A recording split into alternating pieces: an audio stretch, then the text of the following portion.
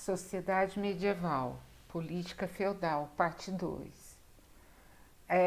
Quando a gente pensa em cidade depois da queda do Império Romano, a gente vai ter praticamente dois tipos de cidade. Uma cidade onde lá no feudo eu tenho um centro de produção e de troca básico, né? E a gente tem aquelas estruturas físicas das grandes cidades, né? Que as pessoas que não foram para o campo por não ter aptidão ou porque não queriam, elas continuam vivendo dentro dessas grandes edificações. Por exemplo, o Coliseu, eles viviam lá dentro e os muros e as paredes do Coliseu viram os seus muros de proteção. Então, nesses dois tipos de cidade, o crescimento é bem espontâneo, né? E se desenvolve de uma maneira bem espontânea. Essas cidades, elas tinham como característica escassez de meios. Por exemplo, na cidade que eles ficaram no que sobrou da cidade, eles não tinham como ter dinheiro também. Então, como eles tinham uma grande escassez de meios e o tempo foi passando e as pessoas foram morando nessa nova cidade, nessa cidade que sobrou, né? Alguns comerciantes ficaram, eles começaram a ter que procurar novos meios, né? E mesmo também na outra estrutura de cidade, ela, apesar de ser só um entreposto comercial ou um ponto de produção, ela também tinha escassez de mão de obra para fazer as coisas, para manter aquela estrutura ou uma estrutura de cidade, um comércio para eles viverem. Havia uma raridade de técnicos e especialistas. A gente lembra que os romanos, eles eram grandes aventureiros, né? Grandes invasores e tudo mais, e eles não se preocupavam com a história. Então, as pessoas que faziam certos trabalhos específicos, elas foram deixando de existir. Eles, eles primordiavam mais a quantidade do que a qualidade do trabalho, né? Eles queriam ter vários lugares para conquistar e conquistados. Eles não estavam preocupados como os gregos em ter construções feitas com esmero e tudo mais. Falta uma cultura artística organizada, porque ela foi desfeita no mundo romano, né? A cultura dos gregos foi desfeita. A urgência das necessidades da defesa e da sobrevivência. Então, eles tinham que aprender a se defender, eles tinham que aprender a sobreviver novamente, sem o poder, sem as facilidades que eles tinham anteriormente no mundo romano, por exemplo.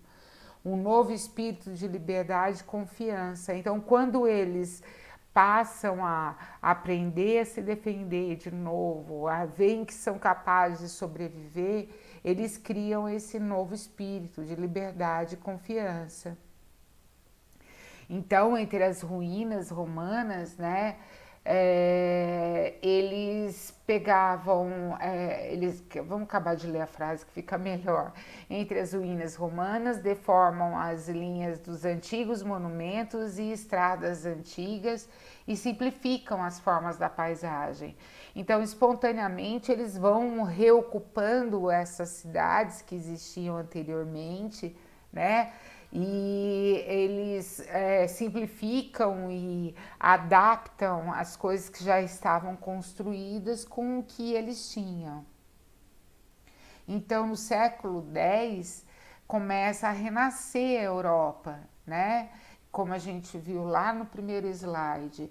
Então, estabilização dos últimos povos invasores. Então, os árabes, os vikings e os húngaros, eles se assentam na Europa e tomam o seu papel, né? Então começa a ter inovações técnicas na agricultura e a influência das cidades marinhas, né, que mantiveram contatos com o comércio internacional do Mediterrâneo. Então, Veneza começa a crescer, Gênova, Pisa, né? Então, elas começam a crescer novamente e como elas continuaram conversando com todos os outros povos pelo Mediterrâneo, então elas trazem essas inovações para eles continuarem a sobreviver, né?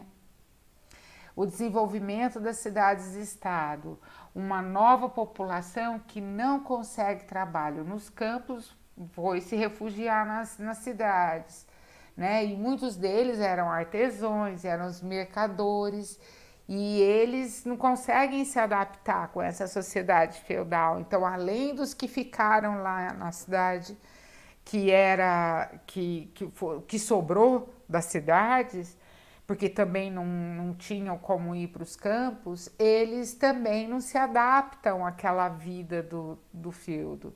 E daí o que eles que acontecem? Eles, em volta daquele muro que existia da cidade feudal, onde ela era fortificada, que era a proteção da cidade feudal, que a gente viu no princípio, que tinha o clero, o nobre e as pessoas que faziam aquilo tudo funcionar, elas começam a viver em volta desses muros e começa a aparecer os primeiros subúrbios, né? Eles formam um subúrbio em volta daquele núcleo central. Aí, com o tempo, eles são englobados, eles são absorvidos por aquela cidade feudal e eles se tornam também parte dessa cidade feudal. E ela vai criando, vai crescendo, né, e criando novos e novos e novos subúrbios e sendo absorvida pela cidade inicial que tinha ali, pelo clero, pelo governante e tudo mais central. Então, nessa nova cidade, a população artesã, ela é uma população artesã, mercantil, e a população burguesa quer sair desse mundo feudal e garantir condições às suas atividades econômicas. Então, assim, a população mercantil, principalmente, ela começa a ficar mais rica do que os próprios senhores feudais, né? Então elas têm começa a existir uma associação privada, né, que vai conviver diretamente com os bispos e com os príncipes feudais, com os nobres feudais, onde eles vão trazer esse desenvolvimento para a cidade, que no início só era uma cidade de comércio, um entreposto comercial. Então, os órgãos do governo da cidade, eles mudam, né? Agora eles são o conselho maior, o conselho menor e os magistrados eleitos e nomeados. Então, eles se contrapõem às associações que representam uma parte dos cidadãos, as corporações e as companhias do povo armado, poder civil e poder religioso. Então a gente começa a ter esses dois poderes, né? A gente já começa a ter conflitos também entre esses dois poderes e esses dois poderes, né? Então, para isso, eles elegem um magistrado que geralmente é de outro feudo ou ele vem de alguma outra cidade qualquer. E ele julga os problemas e os conflitos que talvez pudessem acontecer dentro desse feudo. Então, a cidade-estado medieval depende do campo para seu abastecimento, mas não os concede os mesmos direitos dos habitantes, né, dos campos. Eles não têm os mesmos direitos quem mora no campo, se mantendo uma cidade fechada com interesses restritos à população urbana. Então, eles pensavam no mundo só como aquela população urbana. As pessoas do campo, elas não tinham importância nenhuma, onde o governo cai nas mãos de poucas famílias ou de uma única, né, deixando de ser uma comuna e se tornando uma senhoria, tornando uma cidade onde você tinha só uma família que ia mandar por tudo, só uma pessoa, só um comando central, né? Então, há uma colonização do território agrícola. Então, o desenvolvimento da cidade se acelera, as mudanças no campo e importa seus viveres e matérias-primas e exporta os produtos da indústria e do comércio. Então, a cidade produzia indústria e comércio, ela mandava para o campo e o campo mandava o que ele produzia, né? Os campos tendem a aumentar a produção agrícola, colonizando novas terras e aproveitar um modo, né, racional e as formas de produção já existentes. Então, a cidade nova não reproduz a mesma organização, onde garante a liberdade individual, o governo autônomo e administrado e eleito, né? Então, a cidade começa a sair das mãos só dos nobres, né? E eles começam a criar a sua própria estrutura dentro dessa cidade, havendo a eleição do seu governador e essa lei feudal do campo político judiciário, ela muda e ela começa a virar ter a sua própria legislação, ter o seu próprio campo político. Então, as cidades novas são fundadas na periferia do mundo europeu por motivos econômicos e militares. Daí a gente tem alguns nomes de algumas cidades, né? As Bastides são as que são construídas na França com as suas características. A gente vê em cada uma delas, quer ver, ó, na Bastides, nas Poblaciones na Espanha, como tem uma sua arquitetura e ela tem um posicionamento diferente, né? E as cidades da Alemanha Ocidental. Então a gente vê essas características dessa arquitetura dos palácios e dessas cidades feudais sendo replicadas, né? E a gente vê também, a gente consegue reconhecer da onde que a gente está falando, até com esses nomes difíceis, né? Que a gente está falando de França, Espanha e Alemanha.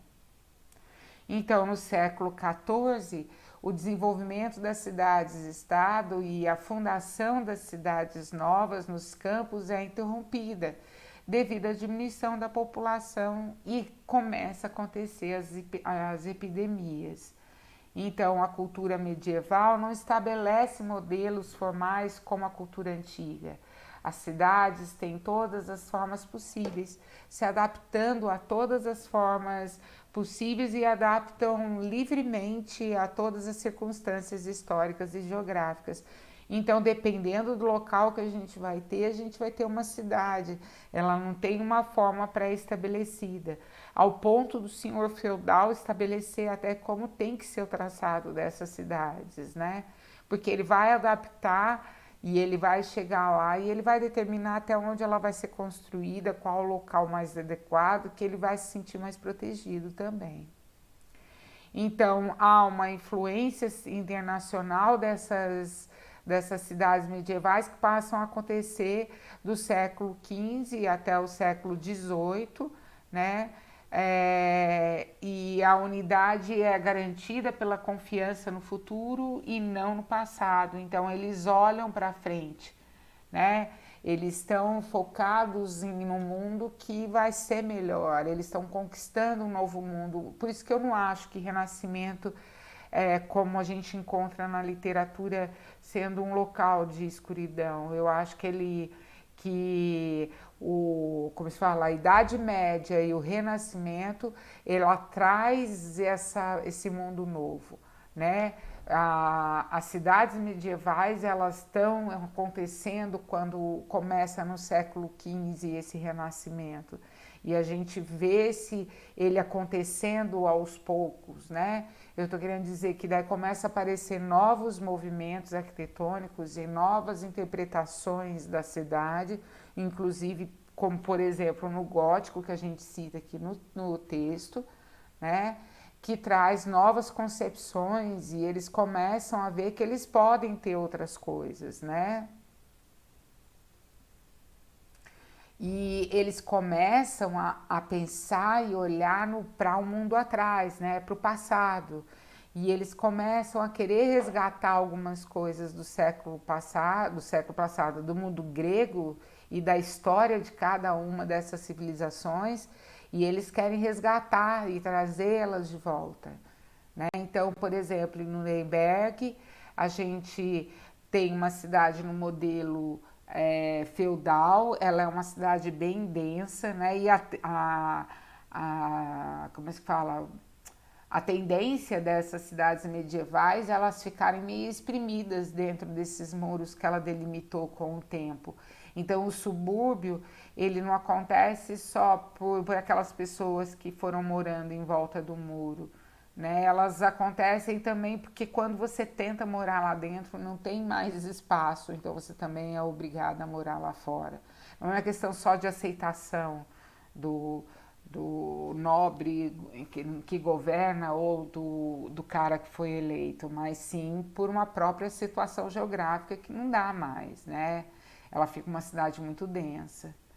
Então, aqui mais uma vista de Nuremberg, a gente já está vendo uma cidade que ela não tem características daquela cidade medieval que a gente conhece, né? Que o subúrbio ele já se integrou nessa cidade medieval, a gente vê alguns elementos dentro até nas obras que mostram a imagem daquelas cidades, a gente vê que já não é, né, só cavaleiros e tudo mais. A gente já vê algumas coisas com tração animal diferentes, né? Uma cidade mais evoluída.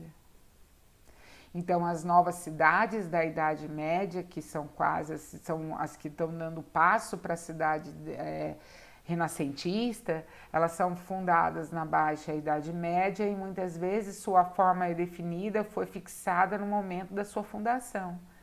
Então, tem momentos lá na fundação dessa Idade Média que quando o senhor feudal ele chega, ele faz alguns traçados que depois eles foram lendo esses traçados, né? Que seriam as cidades lineares, que são construídas ao longo de caminhos, as cidades em cruz, a nuclear, a espinha de peixe, a Acrópole resgatando coisas do passado, né? E principalmente a topografia, obedecendo as topografias e as lições que a gente aprendeu em relação a ela, as cidades esquadrias, né? E elas podendo ser irregulares, elas saírem em raios ou elas serem todas um tabuleiro de xadrez.